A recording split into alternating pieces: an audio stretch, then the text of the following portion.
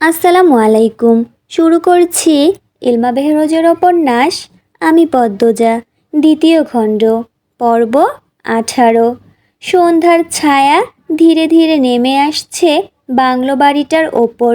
পুকুর ঘাটে দিনের শেষ শুটিং সম্পন্ন হয়েছে কিছুক্ষণ আগে। লিখন ক্লান্তিতে ভারাক্রান্ত শরীর নিয়ে বারান্দায় এসে বসল। গায়ে হালকা জ্যাকেট, চোখে দিনের শেষ আলোর স্নিগ্ধতা। তার সহকর্মী এক কাপ গরম চা দিয়ে গেল। চায়ে চুমুক দিতে দিতে লিখনের মন চলে গেল অন্য জগতে। চোখের সামনে ভেসে উঠল পদ্মজার মুখ। সোমবার ঢাকা ফেরার আগে যদি একবার দেখা হয়ে যেত। এই চিন্তায় তার মন উতলা হয়ে উঠল। ত্রিধা এসে বসল তার পাশে। লিখন যেন স্বপ্ন থেকে জেগে উঠল, এমনভাবে চমকে উঠে বলল, ত্রিধা। মধুর কণ্ঠে জিজ্ঞেস করল ত্রিধা, অন্য কাউকে আশা করেছিলে বুঝি? লিখন হেসে চায়ে চুমুক দিয়ে বলল, আর কাকে আশা করব? একটু ইতস্তত করল ত্রিধা। কেন পদ্মজা? যেন চরম কোনো রসিকতা করেছে ত্রিধা, এমনভাবে লিখন জোরে হেসে উঠল। সেই হাসির পেছনে লুকিয়েছিল একটা অস্বস্তি, একটা গোপন কথা যা সে প্রকাশ করতে পারেনি। সত্যিই তো সে পদ্মজার সঙ্গে সাক্ষাতের কথা ভাবছিল। তুমি অপ্রয়োজনীয় কথা বেশি বলো। পদ্মজা এখানে আসবে কোন দুঃখে? আসতেও পারে। ত্রিধার কণ্ঠে ঈর্ষার ঝাঁজ। সে নিজে অন্য মেয়েদের ঈর্ষার পাত্রী, অথচ সে কিনা ঈর্ষা করে কখনো না দেখা একজন বিবাহিত নারীকে, যে নারী তার স্বপ্নের পুরুষের হৃদয়ের সম্পূর্ণ অধিকার করে আছে। যদি পারত লিখনের বুক চিরে পদ্মজার নামটি মুছে দিত। লিখন নির্লিপ্ত কণ্ঠে বলল, ঘরে যাও ত্রিধা। যাব না, ত্রিধার জেদি উত্তর। এভাবে চলতে থাকলে ভবিষ্যতে তোমার সঙ্গে কাজ করার সুযোগ এলেও আমি তা করতে পারবো না। লিখনের কথায় লাল হয়ে উঠল ত্রিধার মুখ।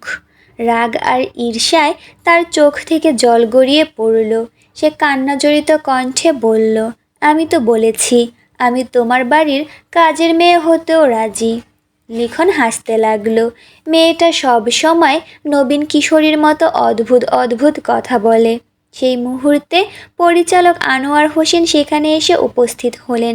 লিখনের হাসি দেখে কৌতূহলী হয়ে জিজ্ঞেস করলেন, কি ব্যাপার, এত হাসির কি হলো?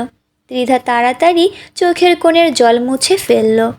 লিখন হাসি থামিয়ে সহজ স্বরে বলল, কিছু না, আপনি বসুন।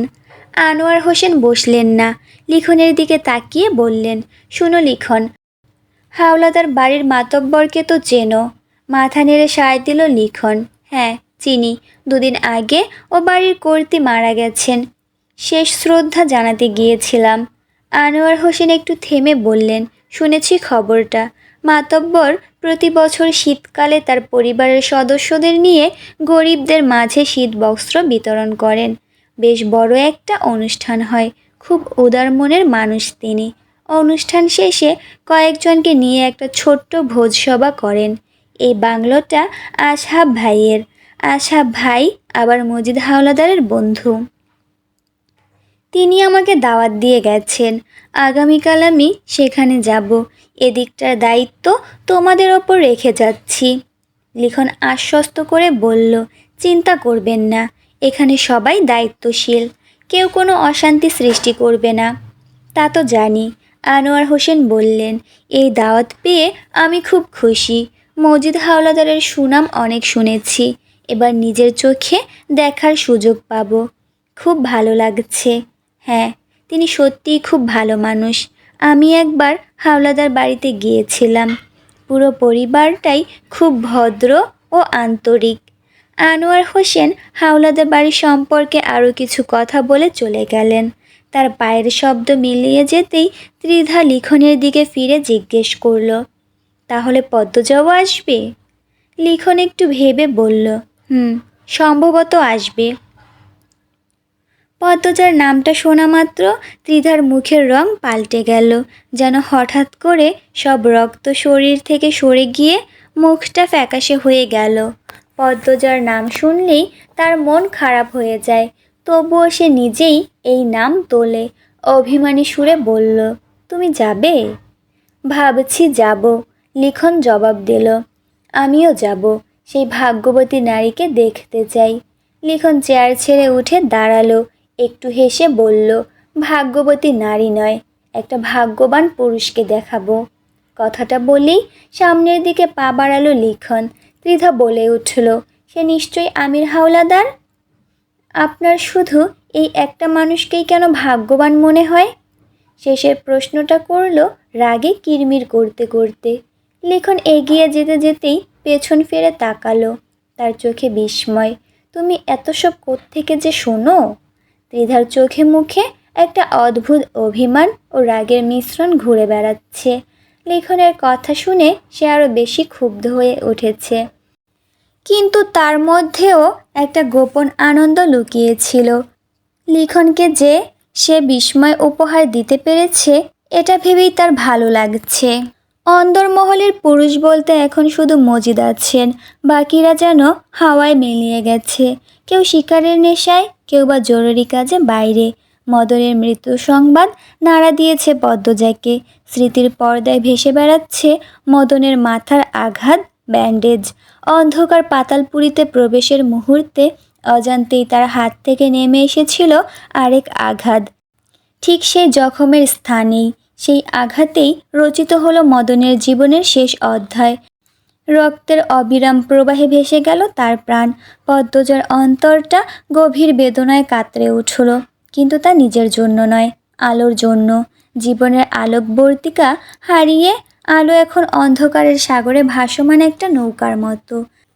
মায়ের স্নেহ ছায়া হারিয়েছে আগেই, এখন পিতার রক্ষা কবচও খসে পড়ল। কি অভাগী মেয়ে! এখন বারান্দার প্রান্তে দাঁড়িয়ে আছে পদ্মজা, তার চোখে সতর্ক দৃষ্টি।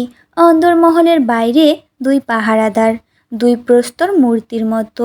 পদ্মজার মনে খেলে গেল, এই তো সেই মুহূর্ত, মজিদের বিরুদ্ধে আঘাত হানার সুবর্ণ সুযোগ। কিন্তু পাতালপুরীর চাবি, সেটাও তো প্রয়োজন। তীক্ষ্ণ দৃষ্টিতে চারপাশ দেখতে দেখতে পদ্মজা সাবধানে এগিয়ে গেল মজিদের ঘরের দিকে। ওদিকে আমির জেগে উঠে যন্ত্রণায় কাতর হয়ে, মাথা ঘূর্ণিঝড়ের কেন্দ্রবিন্দুর মতো ঠেকছে। শরীরে লেগে গেছে শুকিয়ে যাওয়া রক্ত। দেয়ালে ভর দিয়ে সে কষ্টে উঠে দাঁড়ালো, তারপর এলোমেলো পায়ে এগোলো সিঁড়ির দিকে। তার গন্তব্য পাতালপুরী, মসজিদের ঘরের পাশেই সিঁড়ি। তার পায়ের শব্দে পদ্মজার সমস্ত শরীর সতর্ক হয়ে ওঠে। হাতে ছুরি নিয়ে সে লুকিয়ে পড়ে, যেভাবে শিকারি দেখে সাবধানী হরিণী লুকায়। আমিনা কখনোই ওপরতলায় আসে না, আর লতিফা রিনুকে তো সে নিজেই দেখেছে নিচের ঘরে ঘুমন্ত অবস্থায়। তাহলে এই পদশব্দ কার? তার হৃদস্পন্দন বেড়ে গেল। প্রতিটি মুহূর্ত এক একটা যুগের সমান মনে হতে লাগলো। অন্ধকার সিঁড়িতে পা ফেলার শব্দ ভেসে আসছে, কেউ ধীরে ধীরে নামছে। এমন কচ্ছপের গতিতে সিঁড়ি বেয়ে শুধু খলিলই নামে। পদ্মজার মনে প্রতিহিংসার আগুন জ্বলছে অনেক দিন ধরে। খলিলকে আঘাত করার ইচ্ছে তার রক্তে মিশে আছে, কিন্তু অন্ধকারে কিছুই দেখা যাচ্ছে না। পায়ের শব্দ কানে আসতেই পদ্মজার হৃদয় দুরু দুরু করে উঠল। হাতের ছুরিটা নিজে থেকেই যেন ঝাঁপিয়ে পড়ল অন্ধকারে। আমিরের গলা থেকে বেরিয়ে এলো চিৎকার, যা চিরে দুটো টুকরো করে দিল রাতের নীরবতাকে। আমির কিছু দেখতে না পেলেও তার মজবুত হাত দুটো দিয়ে আন্দাজে অজ্ঞাত মানুষটির গলা চেপে ধরল। তার ধারালো ছুরির মতো নখগুলো বিঁধে গেল পদ্মজার মখমলি গালে, কাঁটাতারের বেড়ায় আটকে পড়া কোনো অসহায় পাখির পালকের মতো। গরম রক্তের ধারা বইতে লাগলো পদ্মজার গাল বেয়ে। শেষমেশ আমির তার সব শক্তি জড়ো করে দেয়ালের দিকে ছুঁড়ে মারল পদ্মজাকে। ঘটনাটি এত দ্রুত ঘটল যে দুজনের কেউই বুঝতে পারল না কি হয়ে গেল। পদ্মজার কাতর আর্তনাদ শুনে শীতল শিহরণ খেলে গেল আমিরের শরীরে। তৎক্ষণাৎ সে শার্টের বুক পকেট থেকে লাইটার বের করে আগুন জ্বালালো। হলুদ আলোর আভায় ভেসে উঠল পদ্মজার মুখ। দুই হাতে মাথা চেপে ধরে রেখেছে তার প্রিয়তমা, মুখে ব্যথার ছায়া। আমির অস্পষ্ট স্বরে উচ্চারণ করলো, পদ্মজা।